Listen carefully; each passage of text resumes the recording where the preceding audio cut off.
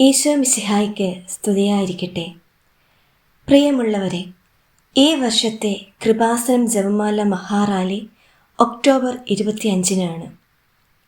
കൃപാസനം ജപമാല മഹാറാലിയിൽ പങ്കെടുക്കുന്നവർ നിർബന്ധമായും ശ്രദ്ധിക്കേണ്ട ഏതാനും കാര്യങ്ങളെക്കുറിച്ചാണ് ഇന്നത്തെ നമ്മുടെ വീഡിയോ.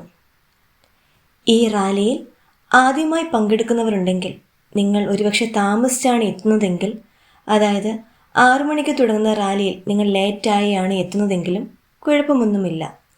നിങ്ങൾക്ക് അവിടെ ചെന്ന് പ്രാർത്ഥിച്ച് ഈ റാലിയിൽ പങ്കെടുക്കാവുന്നതാണ്. കാരണം റാലിയിൽ പങ്കുചേരാനായിട്ട് ആളുകൾ വന്നുകൊണ്ടേയിരിക്കും.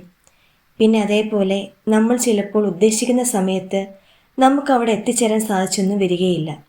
കാരണം അന്ന് അത്രത്തോളം റോഡ് ബ്ലോക്ക്ഡാണ്. തലേ ദിവസം അവിടെ സ്റ്റേ ചെയ്ത് താമസിക്കുന്നതാണ് സൗകര്യം. അല്ലാത്ത പക്ഷം നല്ല ബ്ലോക്കുണ്ട്. അങ്ങോട്ട് പോകുമ്പോഴും ഇങ്ങോട്ട് വരുമ്പോഴും അത് നമ്മൾ ഓർക്കണം. ഈ റാലിയിൽ കിലോമീറ്ററുകളോളം നടക്കേണ്ടതായിട്ട് നമുക്ക് വരുന്നുണ്ട്. സ്വാഭാവികമായിട്ടും നടക്കാത്ത ആളുകൾ നടക്കുമ്പോൾ അവർക്ക് ചിലപ്പോൾ കാലിനൊക്കെ നല്ല പെയിൻ ഉണ്ടാകാൻ സാധ്യതയുണ്ട്. അങ്ങനെയൊക്കെയുള്ള സന്ദർഭങ്ങളിൽ അവിടെ ആംബുലൻസ് സൗകര്യം അവർ അറേഞ്ച് ചെയ്തിട്ടുണ്ട്. പിന്നെ അതേപോലെ നമുക്ക് എന്തെങ്കിലും ബുദ്ധിമുട്ട് അനുഭവപ്പെടുകയാണെങ്കിൽ, അതായത് എന്തെങ്കിലും എമർജൻസി ആയിട്ടൊക്കെ നമുക്ക് ആവശ്യമായിട്ട് വരുന്നുണ്ടെങ്കിൽ നമുക്കത് ഉപയോഗിക്കാവുന്നതാണ്. അല്ലെങ്കിൽ നമുക്ക് ബസ്സിലാണ് പോവേണ്ട സിറ്റുവേഷനെങ്കിൽ തൊട്ടടുത്ത് തന്നെ ബസ് സർവീസിനുള്ള സൗകര്യം അവർ അറേഞ്ച് ചെയ്തിട്ടുണ്ട്. അങ്ങനെ നമുക്ക് അർത്തുങ്കൽ എത്തിച്ചേരാനായിട്ട് പറ്റും.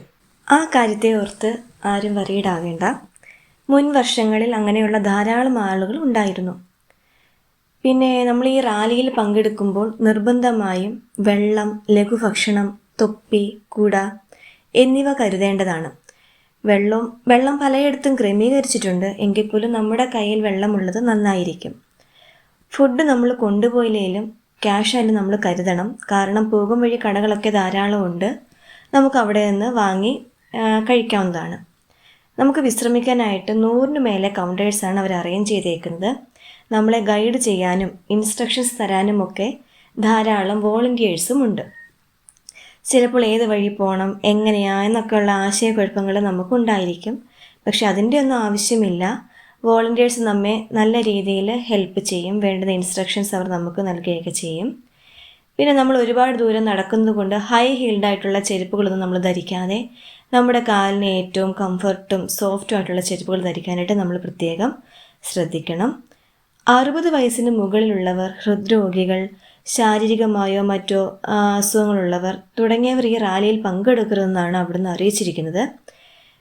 KSRTC ബസ് സർവീസ് അന്നേ ദിവസം കൃപാസനത്തിലേക്കുണ്ട്. ആവശ്യമുള്ളവർ നേരത്തെ ബുക്ക് ചെയ്യുന്നത് അനുയോജ്യമായിരിക്കും. പിന്നെ റാലിയിൽ പങ്കെടുക്കുന്നവർ, വാഹനങ്ങളിൽ വരുന്നവർ യാതൊരു കാരണവശാലും അർത്തുങ്കൽ റോഡ് സൈഡിൽ വാഹനങ്ങൾ പാർക്ക് ചെയ്യരുത്. റാലി ദിവസം അർത്തുങ്കൽ ഫോൺ സർവീസ് തടസ്സപ്പെടാൻ സാധ്യതയുണ്ട്. അതിനാൽ നിങ്ങളുടെ വാഹനം പാർക്ക് ചെയ്യുന്ന സ്ഥലം മുൻകൂട്ടി അറിഞ്ഞിരിക്കേണ്ടതാണ്. അത് നിങ്ങൾ പ്രത്യേകം ശ്രദ്ധിക്കേണ്ട ഒരു കാര്യമാണ്. അതുപോലെ തന്നെ നോർമൽ കോൾ ചെയ്യാനായിട്ട് നമുക്കന്ന് സാധിക്കില്ല. അതുകൊണ്ട് തന്നെ വാട്സപ്പ് വഴി കോൾ ചെയ്യണമെന്നാണ് അവർ പ്രത്യേകം നമുക്ക് നിർദ്ദേശം തന്നേക്കുന്നത്. പിന്നെ മറ്റൊരു കാര്യം, കൃപാസനത്തിൽ ആളുകളെ ഇറക്കിയ ശേഷം കാണിച്ചുകുളങ്ങര ക്ഷേത്ര മൈതാനത്തിൽ വാഹനങ്ങൾ പാർക്ക് ചെയ്യേണ്ടതാണ്. അത് നമ്മൾ പ്രത്യേകം ശ്രദ്ധിക്കണം. പിന്നെ അന്നേ ദിവസം കൃപാസനത്തിൽ മറ്റു ശുശ്രൂഷകളൊന്നും തന്നെ ഉണ്ടായിരിക്കുകയില്ല. പ്രിയമുള്ളവരെ, ഈ റാലിയിൽ പങ്കെടുത്ത് മാതാവിൻ്റെ അനുഗ്രഹങ്ങൾ നേടാൻ നമുക്ക് പ്രത്യേകം ഒരുങ്ങാം. ഈ വീഡിയോ നിങ്ങൾക്ക് ഉപകാരപ്രദമായി എന്ന് തോന്നുന്നെങ്കിൽ ദയവായി ഈ ചാനൽ സബ്സ്ക്രൈബ് ചെയ്ത് വീഡിയോ ഷെയർ ചെയ്യുക.